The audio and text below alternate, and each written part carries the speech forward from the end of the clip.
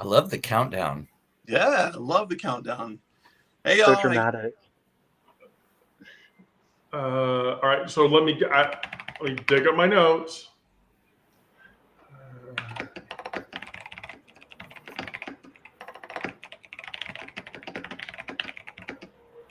By the way, I'm wearing the colors of the trans flag in case you couldn't see. There's a Yes, blue, I can see that your shirt is decidedly blue and pink stripes. Very nice. okay. All right, there we go. So got my notes going. I'm pulling everything up. Is it on Twitch too? Yeah. We're on Twitch, we're on YouTube, and we're on we're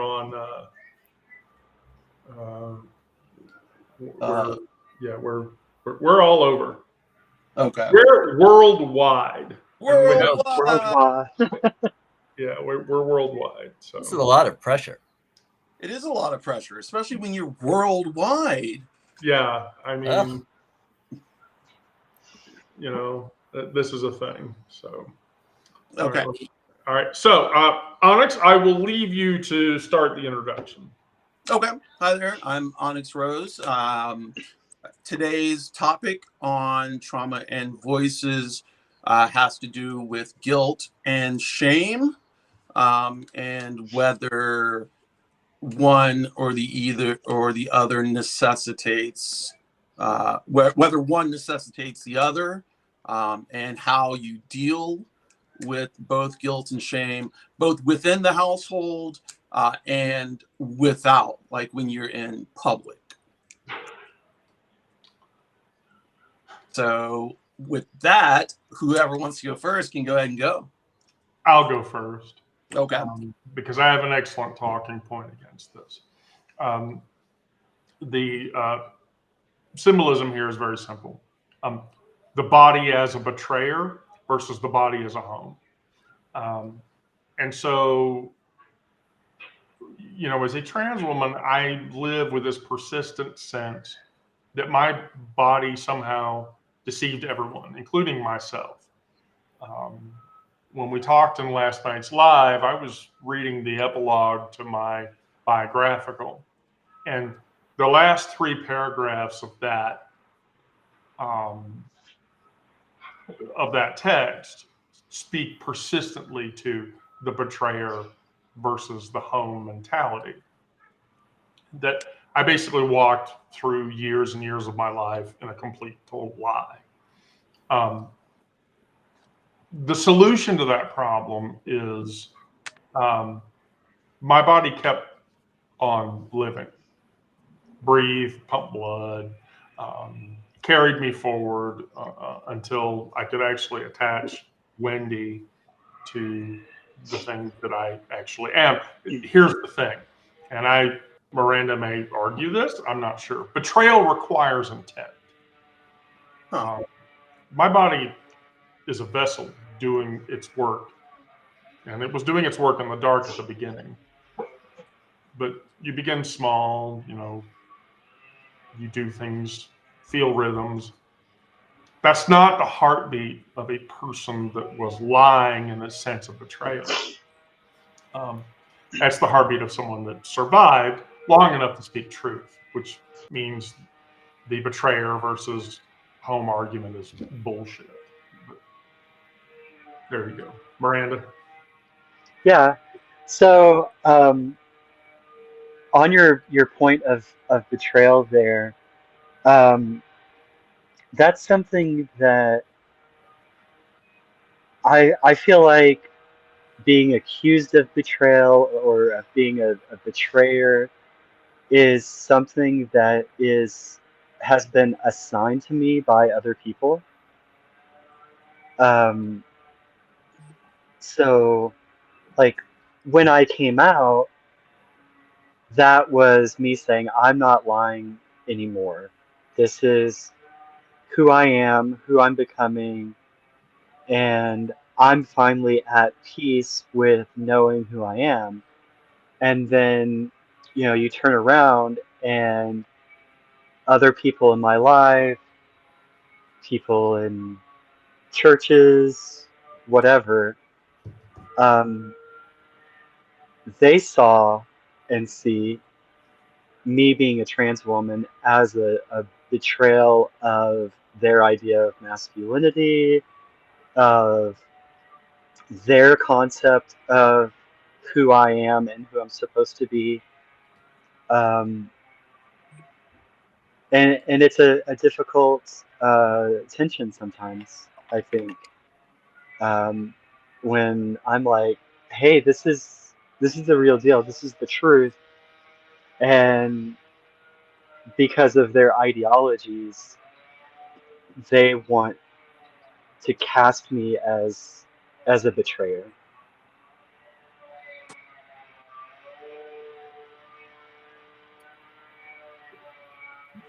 I could grasp that concept. Brandon. Yeah, I can relate to that.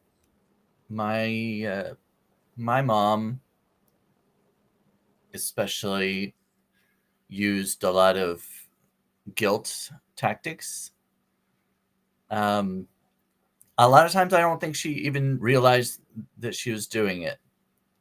I think it was it was passed down to her from her mother, because I could see it in her, in my grandma, and how she kind of manipulated people by using guilt. And realizing that I was gay, of course, I felt both guilt and shame because they're different. And to your question, Onyx Rose, I don't believe that one necessitates the other necessarily in all instances.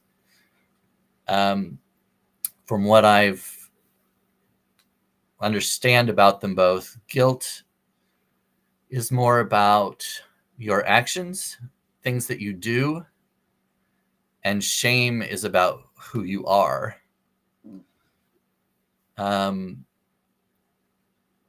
So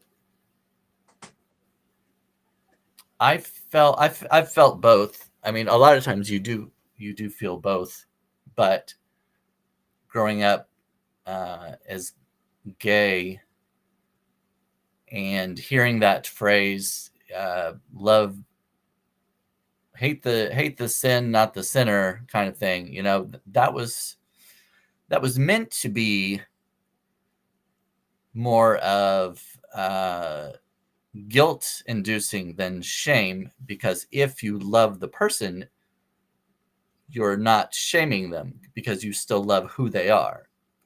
But if you hate what they do, that induces guilt, because you should feel guilty for these actions, these things that you do, these sins that you're committing, these things that you do. But I don't think most people most people don't really believe in that hate the sin, not the sinner. I think they do equate the actions with the person,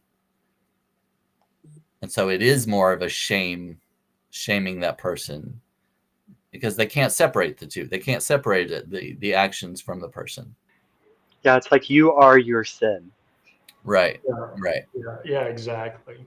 But much more to the effect that people of that frame of thinking tend to ignore the other sinful traits of individuals by focusing entirely on that sin. My interaction with Johnny Hunt, where he literally, he had made the statement, we need to love the homosexual, we need to hate their sin. And I told him, I said, you said that, right? And he said, yes. And I said, what about all of the idolaters and usurers and borrowers and adulterers that are in your congregation? And he didn't say anything, and he just walked away. So it's easy to ignore other sinful acts.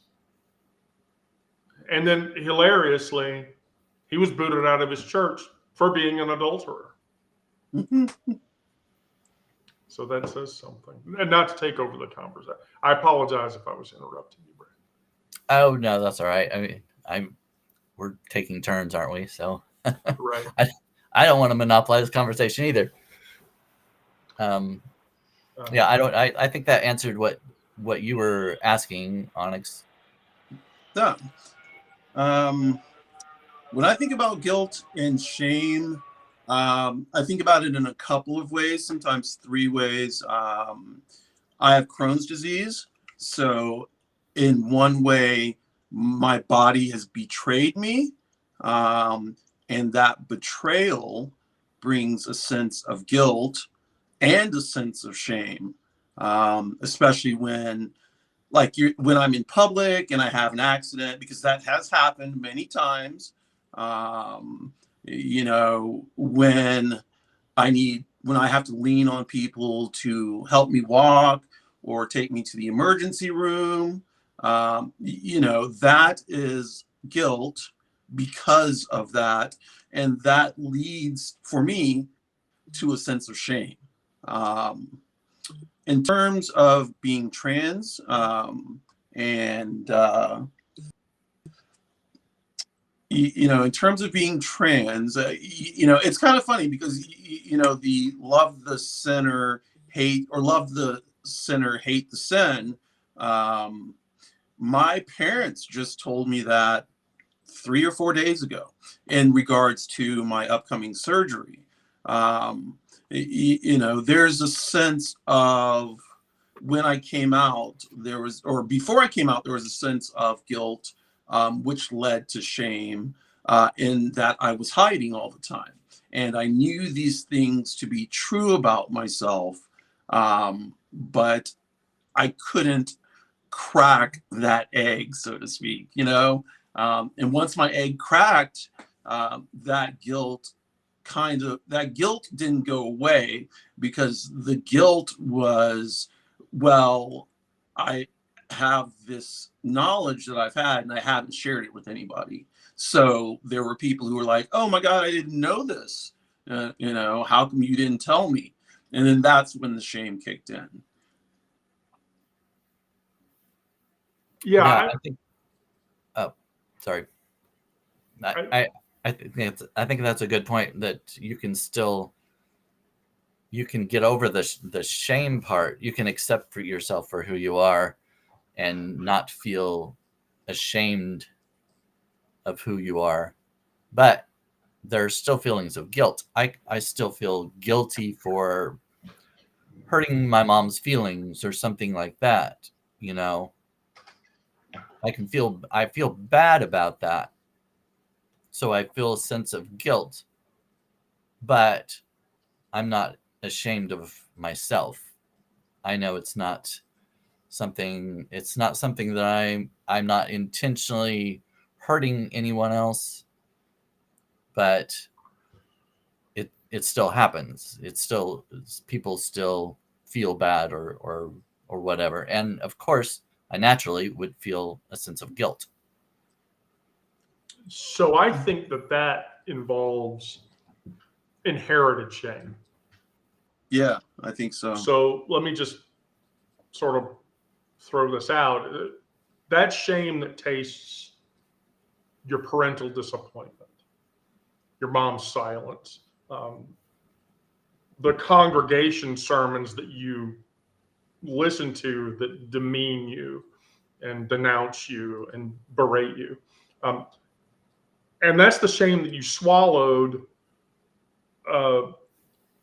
so young that you really probably thought that it belonged to you. The fact of the matter is, it doesn't. I mean, therapeutically, externalize it, literally.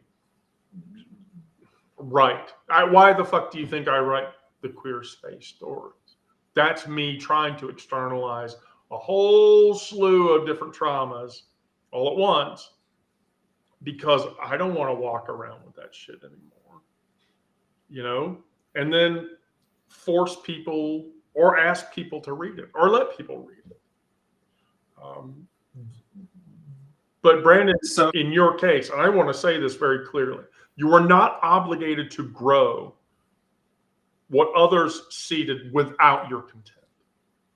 And don't do that. Yeah, I think, I mean, when you're talking about sermons and things like that, I don't feel guilty if I sit in a church and hear sermons and it mentions homosexuality being wrong and that kind of thing. I don't feel shame or guilt in that case because I'm not. I don't. I just. I don't, because I don't believe that I'm in the wrong. But I do still feel a sense of guilt if my family or something, if they were to say something or feel bad, there would still be a little guilt there, but it's not, to me, it's not shame. I'm not. Can I ask, Brandon? What's that? Can I ask you something? Yeah. You. Oh, it just slipped my mind. I'm sorry. You you said that while in church, they made you feel guilty, or around your family, they made you feel guilt, but you didn't feel a sense of shame. You don't feel a sense of shame that you felt guilty. I mean, that they made you feel guilty. Does that not then necessitate the sense of, a sense of, my God, I let myself down and feeling this guilt, and that's almost shameful? I don't believe it is. I Okay. I think I feel bad that they feel bad. Okay. But that doesn't mean that I feel like, me as a person, that I feel ashamed of who I am. Right. I know it's a very, I think it's a very fine line between the two, and I don't know if it makes sense to hear it that way from other people, but that's why I see it in my mind.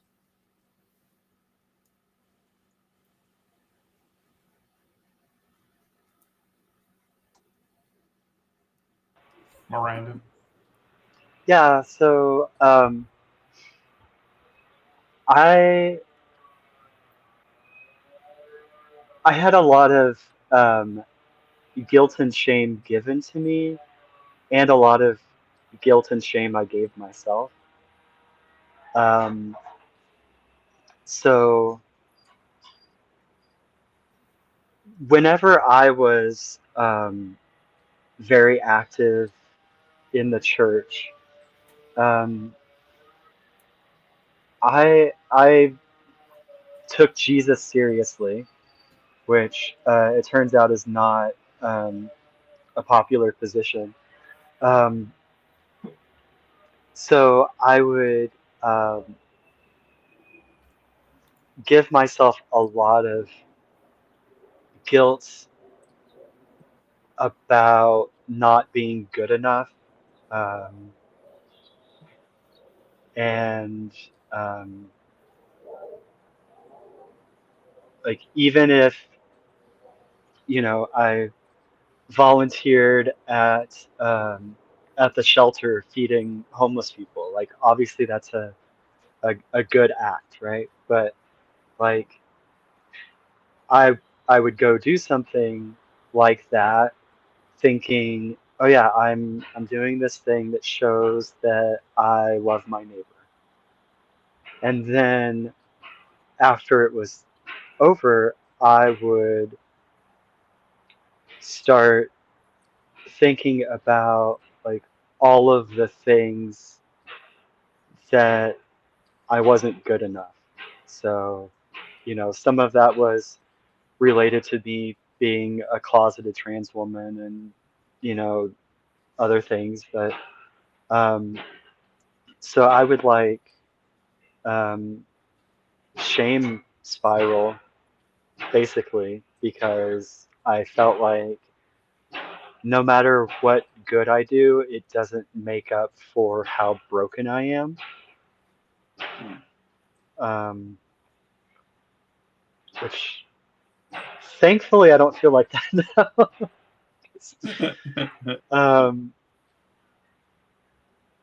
Yeah, but like that's it took me a long time to dig out of that because it was so deep and it was like in every thought, you know. Can I pivot for a moment? Shame and guilt in in this political climate. Is that something different than being shame and guilt around being queer or anything like that? I guess it goes hand in hand, but shame and guilt in this political climate while being queer. Does that ring any bells? It does, but there's two.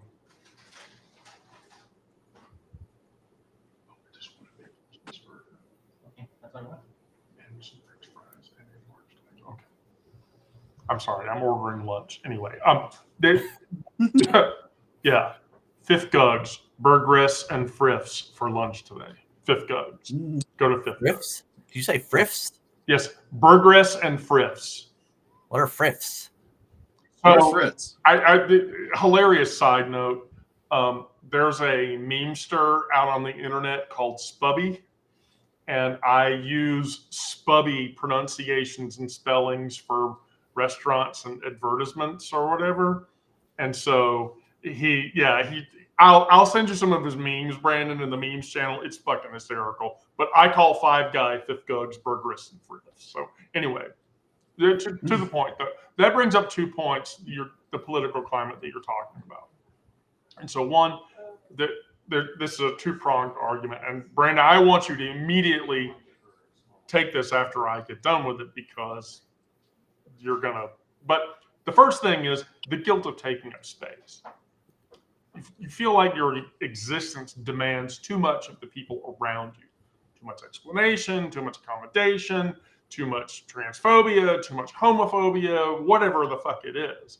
Too much of other people's discomfort to manage causes the guilt of taking up space. And so what you have to realize, the medicine for that is that you're not a burden for requiring space. Every human requires space. Physical, emotional, social, whatever the fuck it is. The guilt that you feel is a response to a world that told you you should shrink and disappear and go away. So just stand there and express. But then that leads to, especially from Miranda and I and Onyx's case, another question. And that question becomes, am I trans enough? There we go. Yep. Doubting your identity because you don't fit the narrative. You didn't follow, at 5, you don't hate every part of your body. You weren't obvious. And there's no way to arrive, correct way to arrive at yourself. I've had trans people walk up to me and go, you should not be wearing that dress. You're not trans enough. You're not even close to passing. What the fuck are you doing? Which literally happens because, and I know you're going to hate to hear me say this, there are some trans people that are very fucking toxic. And even they themselves encourage that question to happen. What business is it of yours to decide if I'm trans enough or not? Right. And it goes back to a conversation that I had with my friend Carolyn Cossey. She was a Bond girl. I lived in Kennesaw at the time. And when she talked about her transition back in the 60s, she was like, I had to sign NDAs. I had to move away from my family. I had to pass as a female for a year before I could even qualify for HRT and surgeries. And then when I got my surgeries and HRT, I had to sign other NDAs that said I would never reveal my original gender. I would never tell anybody I was trans, yada, yada, yada, yada, yada, yada, yada. And so older trans persons resent the fact that people like me are walking around it. Yes. So now, go for it, Miranda. I'm going to shut up now. Oh, yeah. Yeah, so, like, I came out when I was 39. I'm 42 now. Um, I haven't had any surgeries, but even if I did, like if I had FFS tomorrow, um, there's no guarantee that I'm going to pass good enough for those kinds of people. And but there is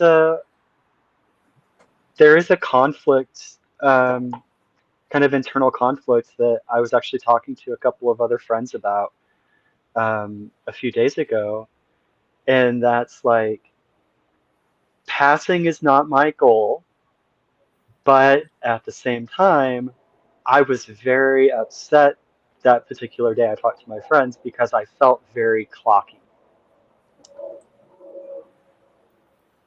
And so, it's like I can't pretend like I wouldn't love to pass, but um,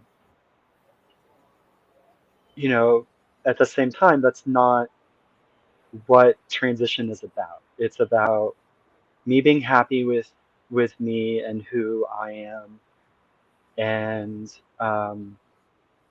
yeah, it's just that it's difficult whenever there are so many voices from all directions telling you you're not doing it right, you're not, um, you know, you haven't voice trained enough, or you haven't, like, you don't wear your makeup in the right way, or whatever. And yeah, I don't know. It's Passing bullshit.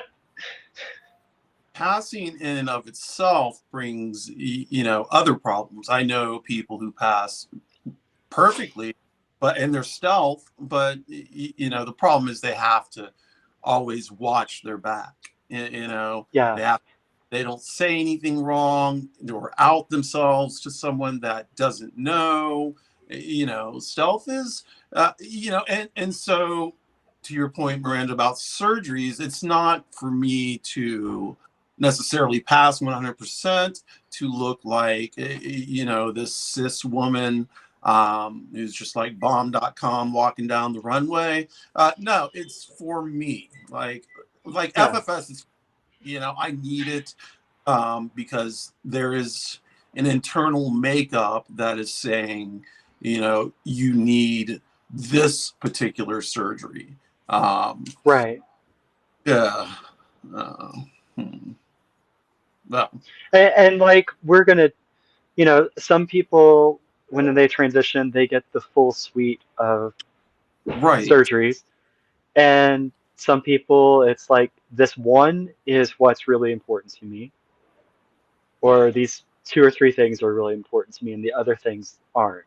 So, it's like, um, no, there's not a wrong answer on how to be trans, even though there is a lot of cultural baggage that says that there is.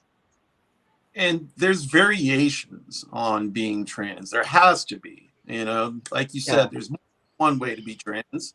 For people who come up to you who are trans people and then would be like, well, you're not trans enough. That's wild to me. I'd be like, how can you as a trans person or non-binary person come up and say something like this when you have gone through the same struggles that I'm going through now?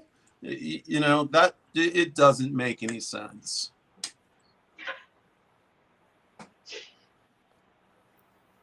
As far as passing, I mean, for me, of course, it may be hard to believe, but I can pass as a straight guy if I really wanted to. I could wear basketball shorts and a t-shirt and put a baseball cap on backwards or something like that, and not say much. Don't you know? Uh, Don't move my hands around or something. Those kinds of things. But I mean, there is like I don't believe you, Brandon. I can prove it one of these days. But there is a little a sense of guilt there if I were to do that. Like, should I hide myself? I mean, in some ways, it's self-preservation. We talked about this, I think, a week or two ago. But also, going back to the political climate, sometimes I do feel guilty that I am not doing enough as far as like my writing and things like that. A lot of times I'll write entertaining, humorous content. Does that mean, I don't know. I in some ways I sometimes feel guilty that I'm not taking writing about serious issues and bringing them to light. Just because I'm gay, does that mean I have to write about those things? Do I have an obligation to do that? I mean, I still do write some serious articles. I mean, I think you saw my article about Trans Awareness Week, and I was very thankful for that, by the way. Yeah, it was a nice article. thank you. But yeah, I do those on occasion, but it's not all that I write about. So am I wrong for just writing a funny poem about World Toilet Day or something, Which was absolutely hilarious, by the way. Oh, I completely. Thanks. Completely. I did have another point. If you weren't going to go back into it, Onyx. No, go ahead. Go ahead.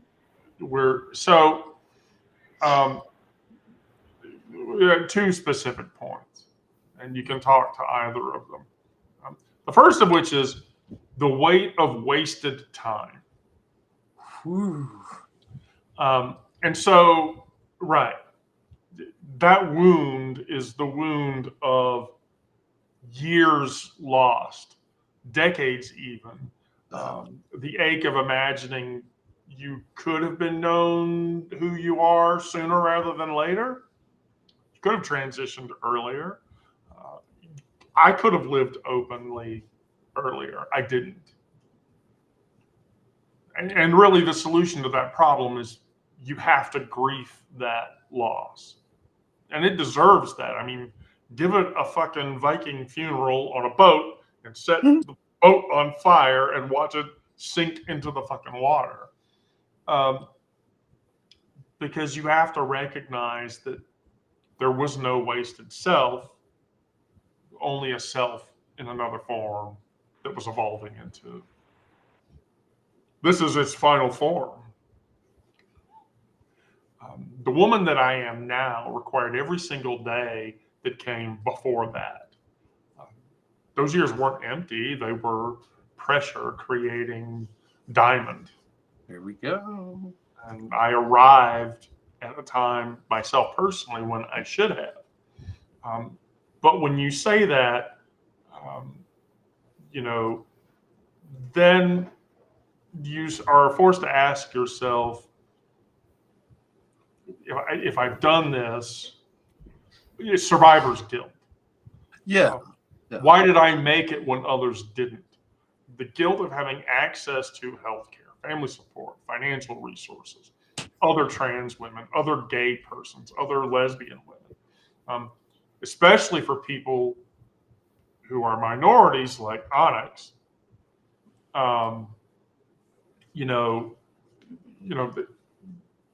who are denied everything and essentially killed socially for existing.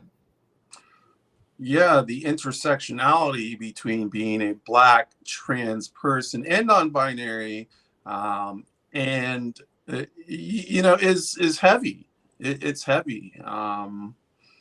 The idea of me mourning my past self, or the self I never got to have. You know, I didn't get to have my teens as a trans person. I didn't get to have my 20s or my 30s. You know, all that time I feel is lost. So I do mourn that, and I mourn it every day. It's hard for me to, as you say, give it a Viking burial. You know, I can't, like, it's hard for me to do that. You know, I'll get in my feels, you know, based on a song, and everything will come rushing right back. You know, what if, you know? So I will say this: your survival is not an indictment, and you can't take it that way. It's not theft from others. So you have to metabolize and process that guilt and use whatever resources you have available to you to widen the door behind you. Um, Guilt that doesn't move becomes just rot and hangs. Guilt that moves, that becomes solidarity. Yeah. But give yourself permission to do that. And for some of us, that's very difficult. Miranda.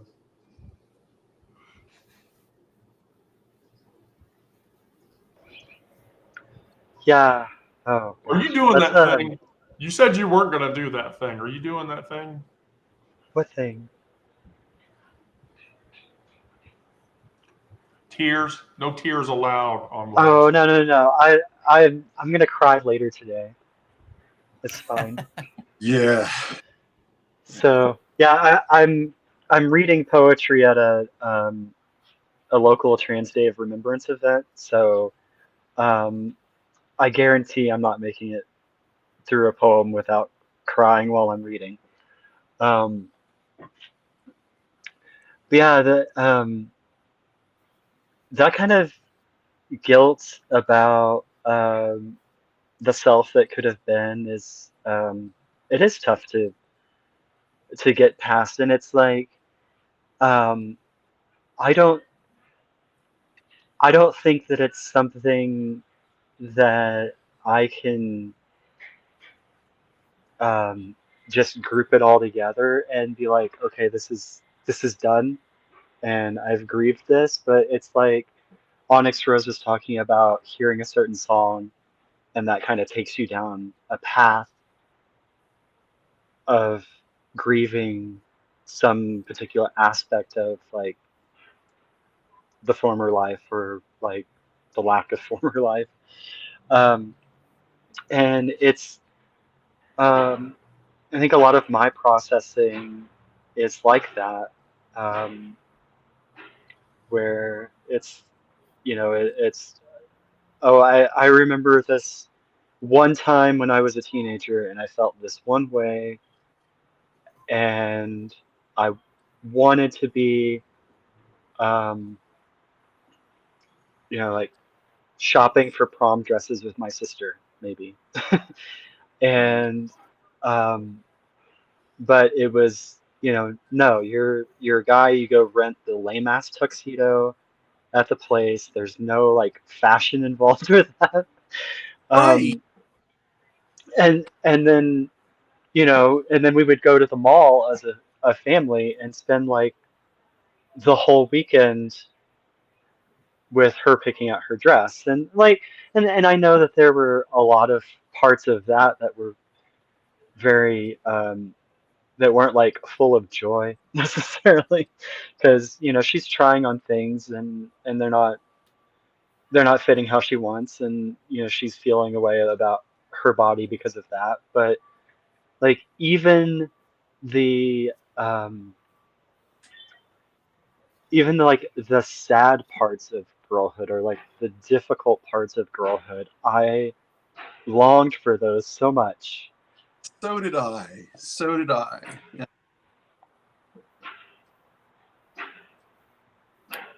Now, when I was in when I was well, all the time I was growing up and throughout college, I was in the closet, and I explored my sexuality in college, hooked up with guys, just on the down low, just guys who weren't out. And yeah, when you're talking about, well, I don't know if it's regret, remorse, guilt, shame. I mean, they're all kind of very closely related, but Yeah, it's a web or a matrix or something. Yeah. Very, very finite differences between some of those, but that sounds very Epstein-like. I'm just gonna say. What does? It's a web of interconnected. Oh my god. Oh gosh. But yeah, and I definitely all the time I think about what my college experience could have been if I would have come out and been part of a community there, and had more fun for one thing, and felt comfortable around other people in the queer community. But also it at that time, it wasn't all that long ago, but even then it wasn't as accepted as it is now. And so there would have been that difficulty. And of course, and I was living at home while I was going to college, because it was the college was close enough, and I wasn't going to spend money on a dorm or apartment or everything, trying to save money wherever I could. But so coming out while still living at home would have been an issue. I might have had to go to a dorm or apartment or something. Yeah. Right. But yeah, that's definitely at least regret, if not guilt. I straight up asked my parents, probably, I had I'm bipolar. I have bipolar disorder. And my last manic episode, I straight up asked my parents if they would have kicked me out if I had come out, 15, 20 years ago. And they straight up told me, yeah. My parents, old school, Black, religious parents. And there's no way I would have survived in terms of living at home or having a family, blood family. That would have been gone instant.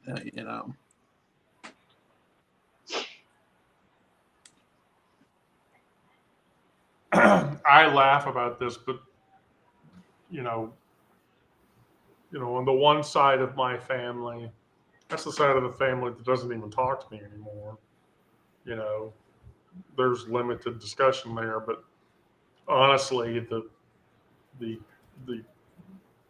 queer issue would never have played out except for the matriarch Zoe, who would have resisted everything. And so, if you've read the bio, you know this. But on the other side of my family, when I told my sister, Gia, I'm queer, she's like, don't worry. If anybody in the family gives you shit, I'll take care of it. And then even funnier than that was that my aunt, my dad's sister, did indeed give me shit. And my sister got into her face and said, you need to sit the fuck down. Nice. And you need to shut the fuck up. And you need to let her be who the fuck she wants to be. And fuck you. And so my sister wouldn't have that. I've got egg for that now. I never had that in my life until egg. And she's like that now. She's my rock. She's the one who stares down people who are staring at me, Yeah. She's the one who'll fuck people up, While I wouldn't, so it's great to have someone like that on your side. Miranda, really quickly, you said you're going to spill some tears tonight. I spilled tears this morning writing this Trans Day of Awareness TDOR piece. I swore to myself that I wasn't going to write anything because it was going to be pretty hard, and it was indeed hard. It was rough. Yeah.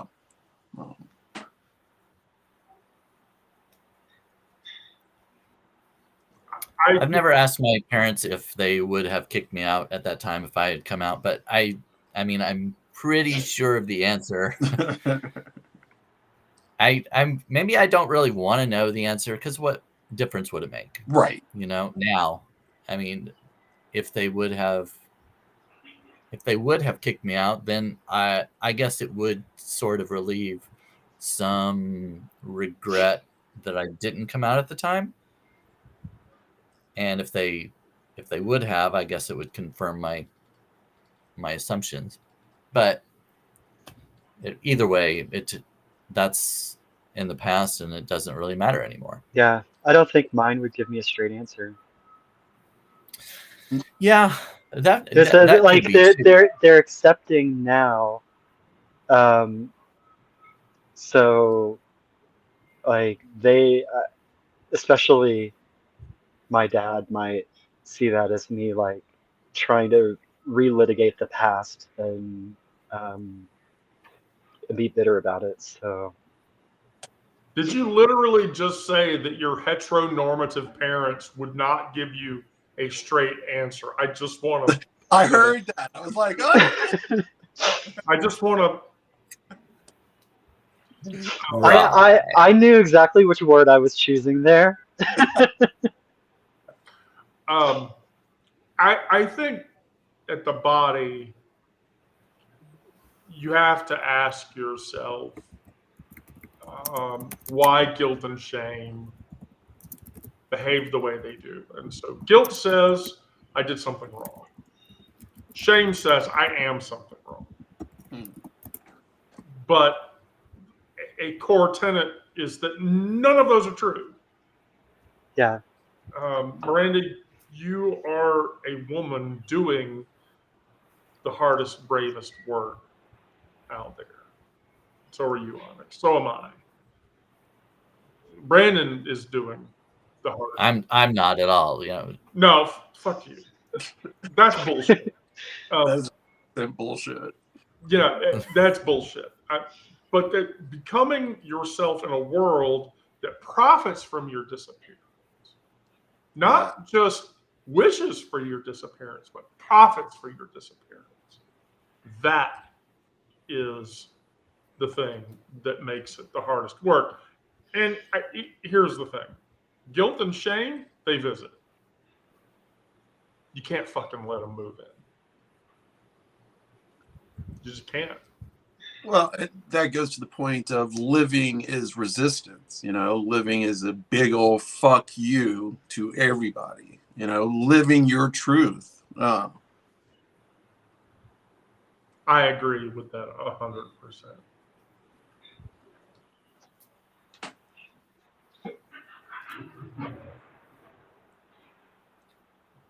Oh, I just wanted to say something. So I've been out. I came out in 2015. Came out to my parents in 2017. My dad used my name for the first time this year. He turned 80 this year. And this was the first time I had ever heard him use my name, ever. It was, I saved, he said it, and then he sent a text. I saved the text. I saved the text. And for all my disappointment. Frame it. Yeah, I should. For all my disappointment and shame that goes into feeling disappointed, that one little thing almost redeemed it. Almost made me feel better about myself.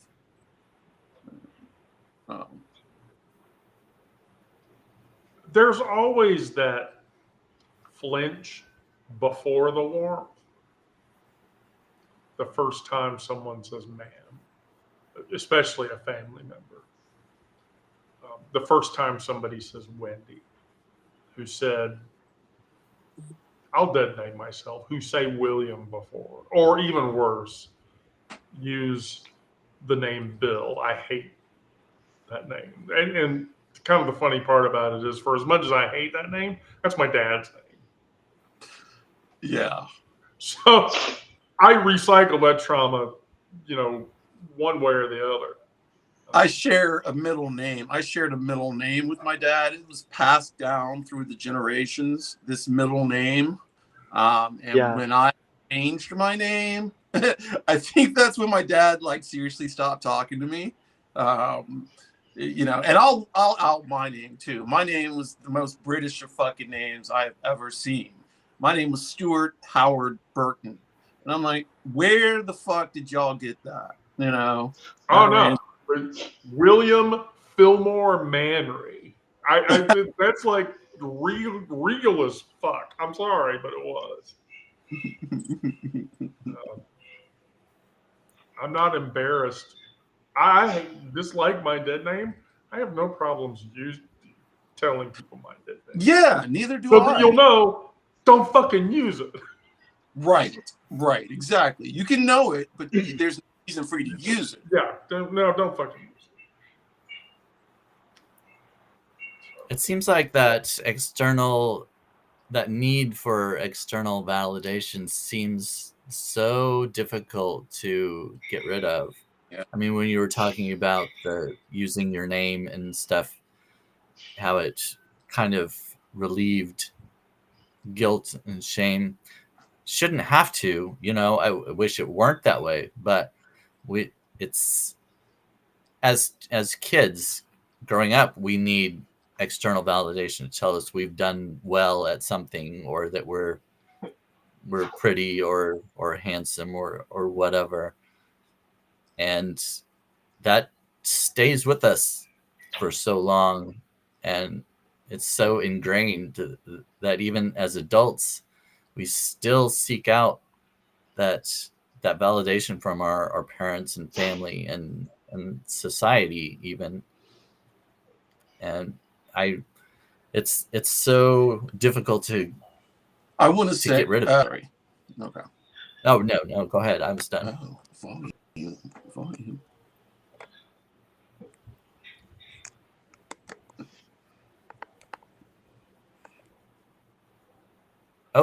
Oh no. We lost her. We got her back. Oh, There we switched places. About that. So I was in reply to that. Humans are fundamentally social animals. Miranda, would you agree with that point? Oh yeah, definitely. Okay, so, and our survival depends on group belonging. External validation activates the same neural pathways that, as physical safety. We literally feel threatened when excluded or misrecognized or misgendered or not appropriately orientated. Our sense of self forms through mirroring. We learn who we are by seeing ourselves reflected in others' responses. That isn't weakness. It's just, that's raw neurobiology at its core.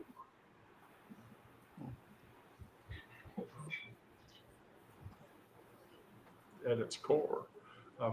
We require witnesses to our existence. The self is relational, built in the space between, I hate to say this, I forget which philosopher said, the self is relational, built in the space between I and thou. It's probably biblical the way my works, but you know what? I'll co-opt biblical shit to make my existence tolerable. There's some good lines there, even if there's a lot of other stuff too. There's a lot of wisdom that's actually beneficial. But If you leave out all the then there's, shit, then yeah. Oh. yeah, I was just gonna say, then there's a lot of other stuff. But Yeah.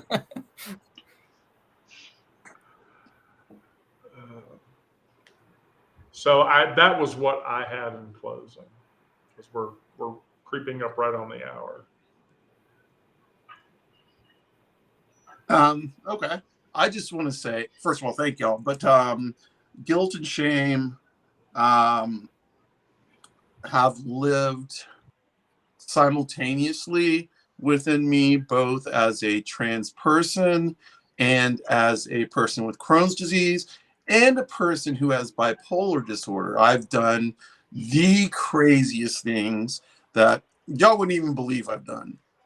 And shameful things. And when I come out of a manic episode, I'm like, oh my God, so like guilt and shame live simultaneously within me. And I understand that that's something I need to banish or or just like move along. But it's hard. It's hard.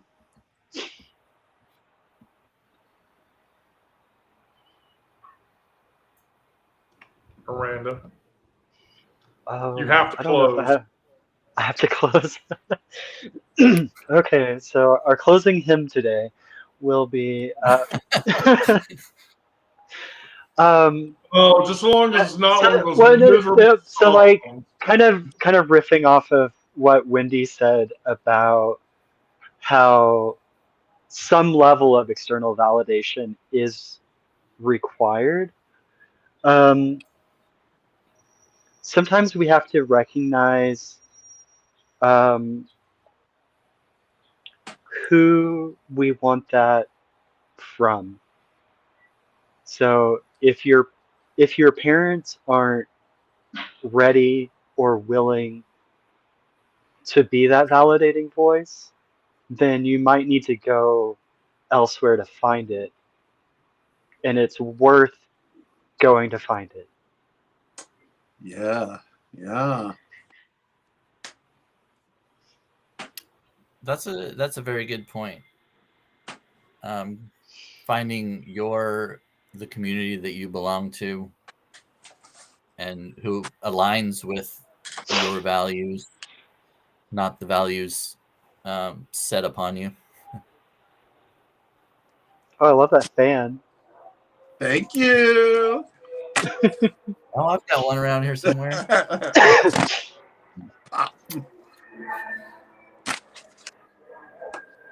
I'm jealous. I don't have like a queer, gay, or cool fan. I just Not the same. I think I got 3 of them from Pride last year. Yeah, I probably did too, and they just went missing. There it is. Oh my God, Brandon, your dexterity score, Brandon, so powerful, so powerful. Okay, well, we're right at the hour mark. So, does anybody have any closing statements?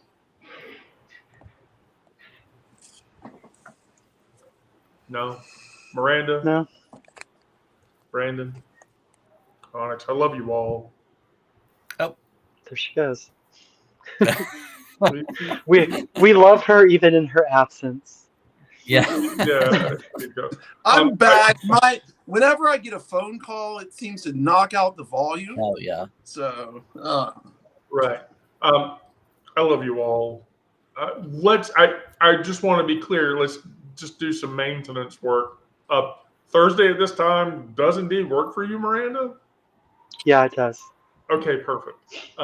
Then we're going to keep doing that because I've got space on my calendar from 1 to 3 o'clock that is now completely and perpetually open work-wise. So even if I'm in the office, I have a cool space to go to that I can Anyway, so Oh, I'm going live in less than an hour with 2 other gay guys. If you want to check that out. is Ben one of those gay guys? No, Ben is not gay. No. Ben's not gay? I thought Ben was gay. No. Oh, okay. No. Which 2 gay guys? Because these are probably people I need to follow. Henrik Hayland, he's from Denmark. Right? And Gerald Sturgill. They're both in my writers group. They were on Medium, and they're both on Substack. Nice. Okay, cool. By the way, Miranda, while we were doing the live session, I did a thing for you.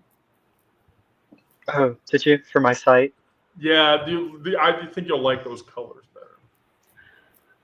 I'll check it out. So, yeah, please. All right, well, with that, thank you, everyone that joined the live. We'll be back on Monday at 1 p.m. for the next trauma. So this was Onyx's trauma session. Who's next? Maybe me. I don't remember the last one I did. I'm happy to let you have it. Yeah. Here's what we'll do. Was it your turn? Is it Mike? Oh, it might be. No, I mean, was it Miranda's? I don't remember. Miranda's turn. Oh, okay. I mean, whatever. It So doesn't matter. To anyway, me. let's talk offline and like We'll talk actually offline. list out the order and all that stuff. Yeah. We'll flip a coin, a handful. We'll rock, paper, scissors. Boom, 1, boom, 2, boom. 3, go. It's always scissors. Just remember that. It's always scissors. For me, it's always rock hard. Rock hard. Wait, we aren't erasing any of the bi people, so just like remember all the people who are bi. Bi erasure is bullshit. Don't buy into it. Okay. All right. Yeah, don't erase me for that reason. Yeah. We're going out. Bye. Bye. Bye.